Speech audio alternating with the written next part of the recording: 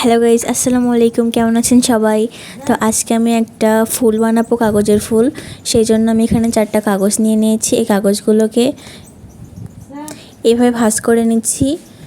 এভাবে এটাকে 2 ভাঁজ দিতে হবে। তারপরে পেন্সিল দিয়ে এভাবে একটি ফুলের পাপড়ির মতো শেপ এঁকে নিতে হবে। তারপর এটি কাঁচি দিয়ে কেটে নিতে হবে। আপনারা চাইলে এরকম বাড়িতে অনেক সহজেই ফুল বানাতে পারবেন। এটা আসলে অনেক সহজ।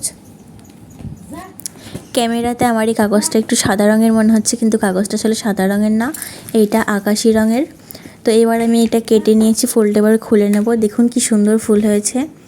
এবারে মাঝখানে আমি সবুজ রঙের একটা কালি দিয়ে একটু ফোঁটা দিয়ে নিচ্ছি, আর কাঁচিতে এভাবে পাপড়িগুলোকে পিছনের দিকে ভাঁজ করে নিচ্ছি। এরকম করলে ফুলটা দেখতে আরও বেশি সুন্দর হবে। তো আমার ফুল তৈরি করা হয়ে গেছে।